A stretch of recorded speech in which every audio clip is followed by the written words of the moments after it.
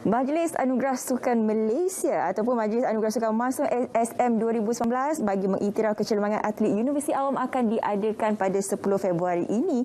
Jadi bersama di studio dengan saya hari ini Profesor Dato' Teknologis Dr. Yusri Zainuddin, Pengerusi Majlis Sukan Universiti Malaysia Masum. Assalamualaikum. Waalaikumsalam. Sihat Prof? Alhamdulillah sihat. Alhamdulillah. Kalau kita boleh lihat di hadapan ini adalah piala ataupun trofi yang memang diidam-idamkan oleh semua atlet di peringkat universiti, peringkat awam kita ni lah. Yes. Tapi secara mukadimahnya kita nak berkenalan terlebih dahulu.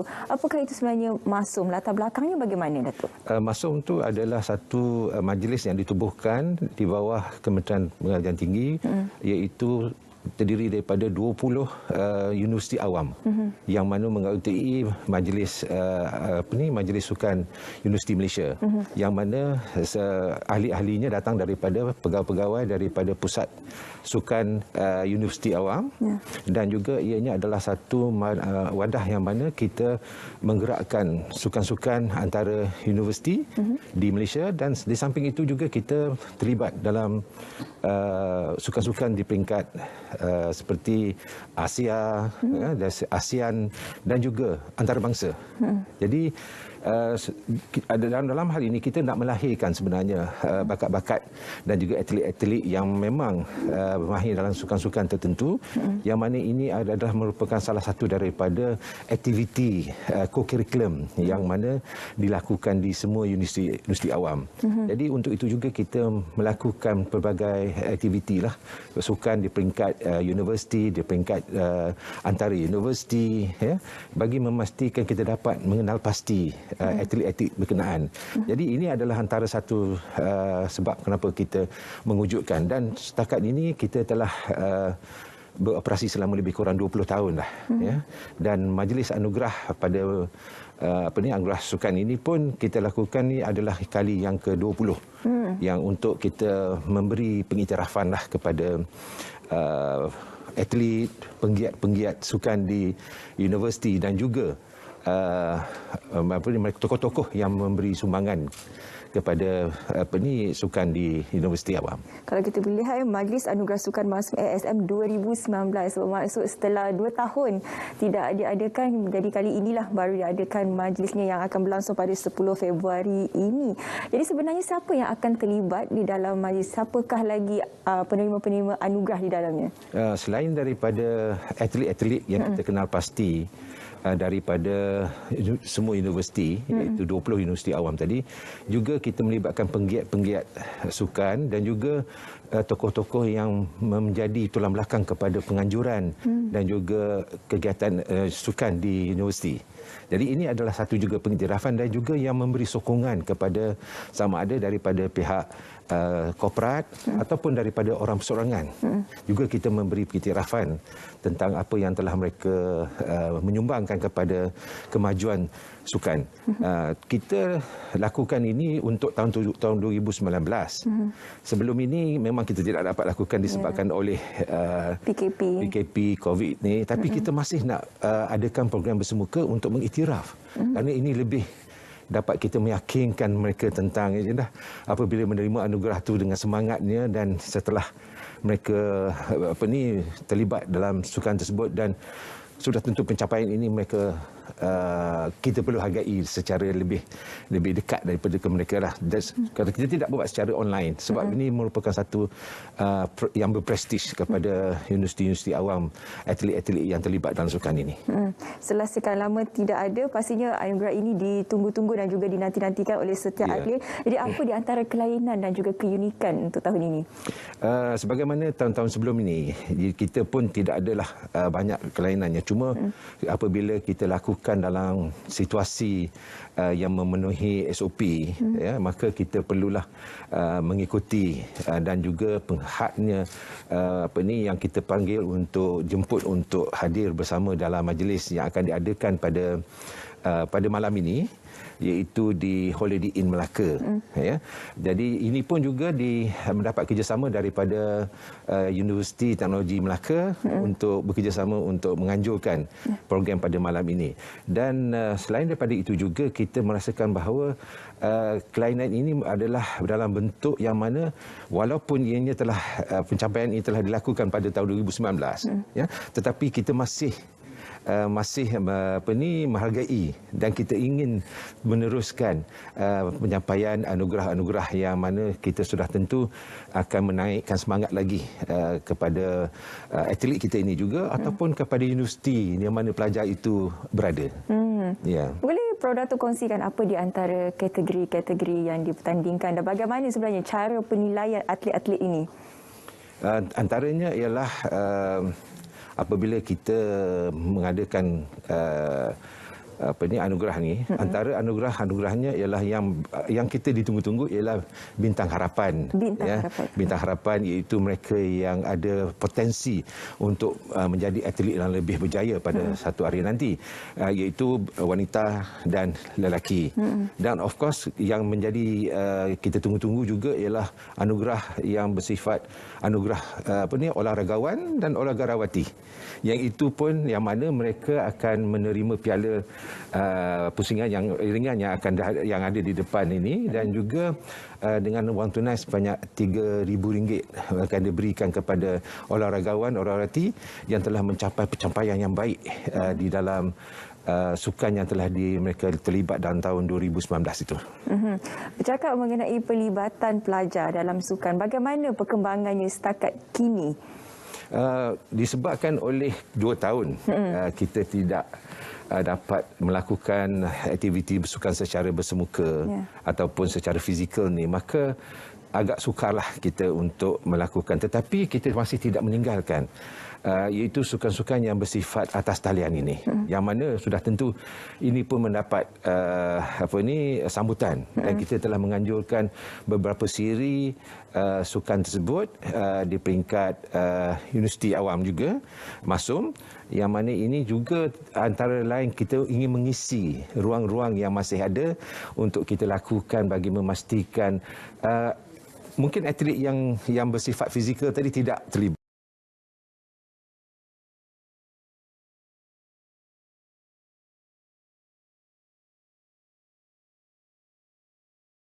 Masa yang mereka berada di dalam kampus ataupun semasa mereka berada di rumah. Sebab sekarang ini kita boleh kata hampir 50% setiap UA tadi telah menerima pelajar-pelajar mereka ke dalam kampus, ya, melainkan yang memang tidak memerlukan kehadiran ke kampus tu masih berada di rumah untuk melakukan pengajaran dan pengajaran secara atas talian.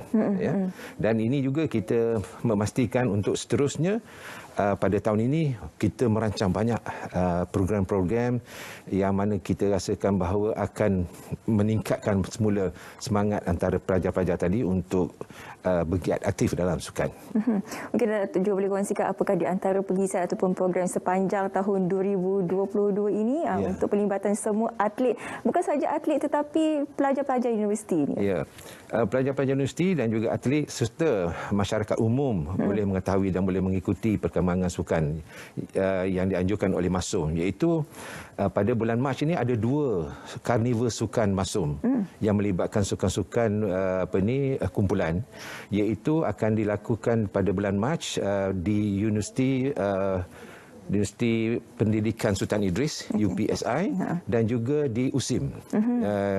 Manakala untuk seterusnya kita akan menganjurkan program sukan renang yang akan juga diadakan di peringkat MASUM, juga diadakan di UPSI, dan seterusnya pada tahun ini juga kita akan mengikuti ataupun menyertai pertandingan sukan dipanggil sukan ASEAN, ASEAN AUG ASEAN, iaitu akan diadakan di Ubon Ratnachani, ya, itu di Thailand, ya, pada bulan Jun.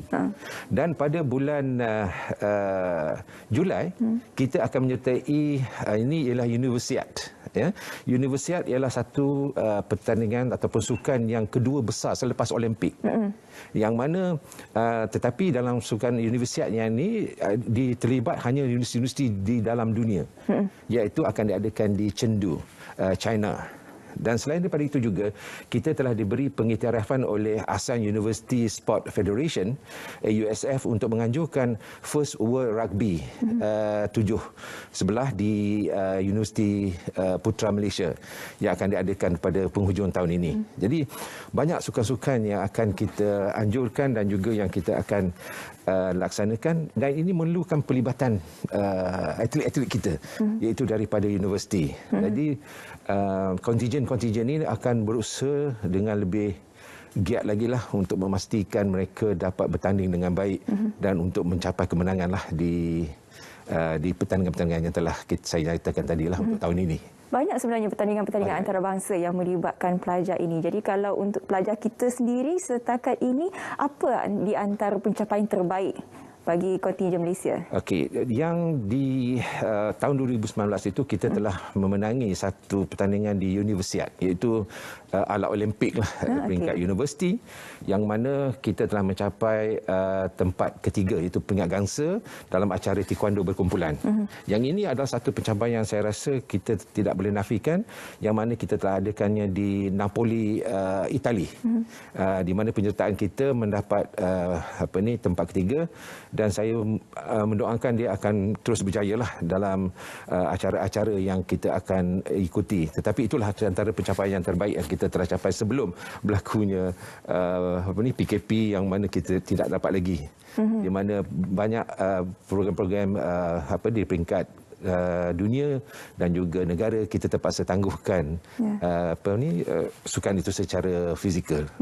Semua ini tidak akan terjadi sekiranya tiada penglibatan daripada para pelajar di universiti, kerana ada tanggapan bahawa bila sudah masuk ke universiti mereka hanya memberi fokus dan juga tumpuan utama kepada pelajaran, pendidikan, teori, sehingga mereka melupakan aktiviti-aktiviti yang lain seperti aktiviti sosial dan juga sukan. Jadi bagaimana sebenarnya pihak MASUM melihat perkara ini dan juga bagaimana kita nak menarik perhatian mereka untuk bersama-sama dengan atlet-atlet yang lain?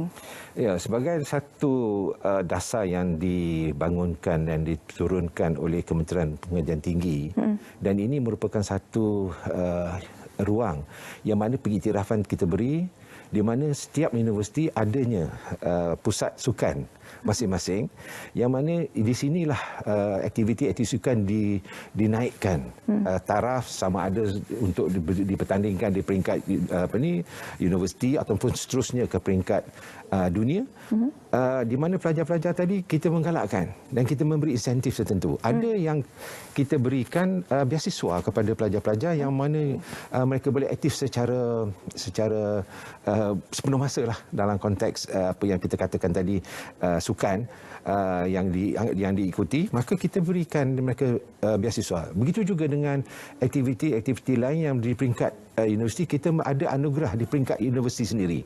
Insentif ini kita berikan adalah anugerah-anugerah yang kita berikan pencapaian atlet-atlet tersebut di universiti masing-masing. Maknanya kalau ada 20 universiti tadi, maknanya 20 acara anugerah diberikan untuk memberi pengiktirafan.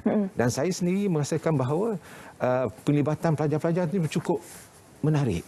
Cuma kita masih lagi memerlukan infra untuk bagi membantu untuk mendapatkan ruang-ruang bagi mereka melakukan aktiviti tersebut. Ada universiti yang telah memenuhi kriteria itu, ada universiti lagi masih belum mencapai tahap menyediakan kelengkapan untuk aktiviti sukan ini. Tetapi walau bagaimanapun, dengan konsep kita berkongsi ruang tadi, kita boleh ke universiti mana-mana untuk membuat latihan, untuk menjadikan aktiviti kita ini lebih meriah. Jadi saya rasa itu tidak menjadi satu masalah. Cuma pelajar tadi, biasalah setelah mereka habis masa waktu mereka belajar di kuliah, di perpustakaan, di makmal, maka sudah tentu satu ketika mereka perlukan senaman, riadah, yang mana ini akan menambahkan dia punya alertness dia. Betul. Iaitu supaya mereka dapat belajar dengan lebih baik dan lebih tekun dengan kesihatan yang baik tadilah. Itulah antara yang kita berikan. Prof Datuk, tapi persoalan yang paling penting sebenarnya ialah kita tahu sukan ini tertumpu kepada atlet universiti. Selepas mereka habis belajar, ke mana hala tuju mereka, atlet-atlet ini? Okey, itu adalah satu persoalan yang memang kita ambil berat tentang para pelajar yang telah terlibat dalam sukan, yang telah berjaya dan keluar mencari pekerjaan. Ada yang terus melibatkan dan kita memberi galakan.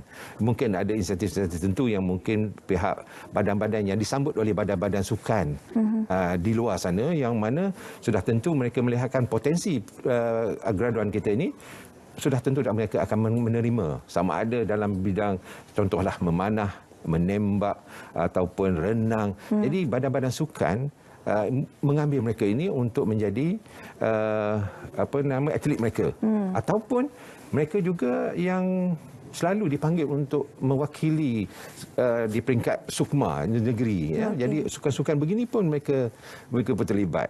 Dan juga kita mengharapkan satu ialah, jadi apabila mereka ini telah bergraduat, jadi mereka ada ciri-ciri profesionalisme dalam diri dia. Ya, itu sama ada dia boleh dapat menganjurkan sukan tersebut dengan baik, dengan lancar, ataupun mereka juga menjadi atlet ataupun jadi pengurus atlet untuk menjadi lebih baik kepada atlet-atlet yang lain. Jadi ini sebenarnya ruang yang ada kepada mereka kalau mereka ingin melibatkan secara langsung dalam aktiviti pada kesukanan inilah, melainkan mereka ingin menjadi seorang jurutera, menjadi seorang doktor, menjadi seorang arkitek, mereka akan terus melibatkan. Tetapi dalam masa sama mereka boleh menyumbangkan idea, pengalaman mereka untuk membantu. Saya setuju dengan apa yang Prof Datuk katakan tadi. Sebenarnya pelibatan pelajar dalam aktiviti-aktiviti seperti sukan memang boleh menambahkan lagi soft skill mereka. Correct. Kalau tahu teori semata-mata tapi tidak tahu bagaimana untuk berkata-kata pun satu masalah. Seperti mana Datuk katakan tadi, leadership itu juga penting, sesuailah dengan apa yang aspirasi kerajaan yang mahukan sebenarnya, supaya pelajar kita boleh dipasarkan di luar sana, tidak berlakulah pengangguran selepas habis belajar. Baik, terima kasih Profesor Datuk Teknologis Dr. Yusri Zainuddin, Pengerusi Majlis Sukan Universiti Malaysia, MARSUM, kerana sudi bersama dengan kita untuk membawakan Majlis Anugerah Sukan MARSUM 2019. Terima kasih Prof Datuk. Terima kasih. Baik.